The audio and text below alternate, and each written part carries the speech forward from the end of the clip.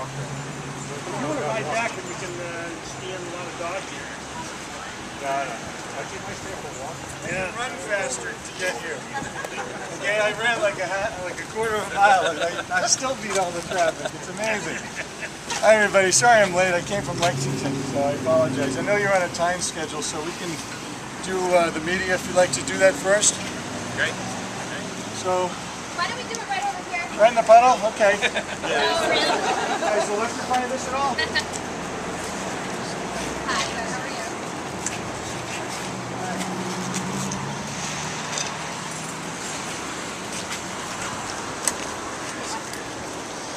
Call me around?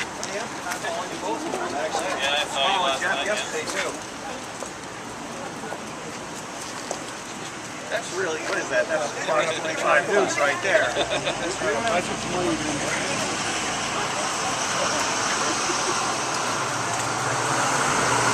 Once again, I apologize for being late. I know you guys are on a schedule. No worries.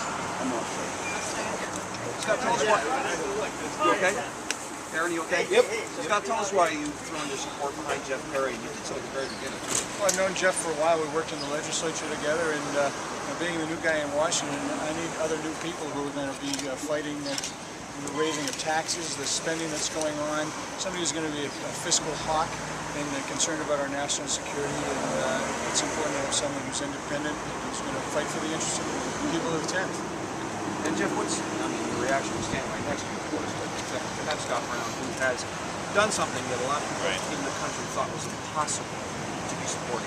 Well, Scott opened the door on January 19th. He showed the people, not only of the United States, but especially the people of the 10th District, where he did so well, that when you have a fiscal conservative record as a legislator, and you're talking about how you're going to fight against increased taxation, you're going to fight against the excessive spending in Washington, and you're going to work on issues like the national debt and health care reform, that the people will vote for Republicans. Scott won this district by 20 points. We've been winning seats in this district, whether it be legislative seats, county seats. So Scott opened the door for people like myself to walk through it and give the voters a choice. Some people would say he's opened the door for people in lots of other states as well. I mean, this is you know, casting a long shadow. Well, people are angry, and they want somebody who's going to go down there and be an independent thinker and voter and not be in lockstep with any particular party. And Jeff fits that mold. Someone who's been fighting day one up in Capitol Hill, Beacon Hill, and now he should be fighting up in Capitol Hill. And how's that going for you? I think I'm making a difference. I'm working hard, battling every day, trying to make a difference, trying to get them to talk.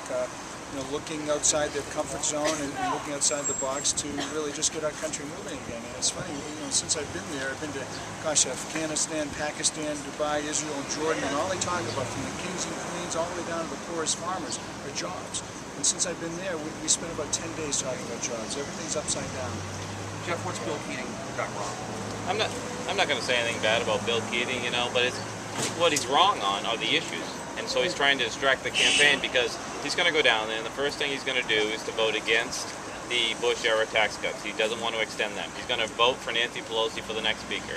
He's going to continue the wasteful spending. And so that's why my campaign is doing so well, because I have the record of a fiscal conservative on Beacon Hill. People know what I'm all about. They'll know that I'll stand up against my own party, against the majority party, whatever it is. And so on day one, I'm ready to go as a legislator in Washington, because I've been doing the job on Beacon Hill, and people want that type of fiscal conservative. They don't want to pass on the debt, $13.5 trillion to the next generation. And you know, we saw what happened this week.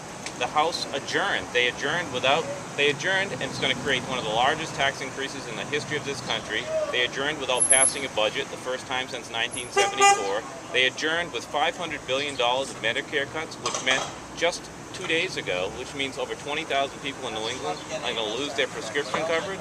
They adjourned, they went home to campaign, and they left the problems of America on the table. Why this diner today? Oh, this diner is a great place I like to stop by. It's right down the street from my campaign office. I have a campaign office here in Quincy, and it's just a good place to stop and say hello to some folks. Yeah, I think it's important for Bill to start focusing on the issues and get the election out of the gutter. You know, when I was campaigning, my opponent tried that kind of dirty politics playbook on me, and the voters rejected it. A lot of the issues that he's discussing have been aired, and the people down in the tent spoke. And people are concerned about jobs, taxes, spending, debt. in how we protect ourselves from any terrorist activities. And I encourage them to start talking about the issues. Thank you, everybody. Okay.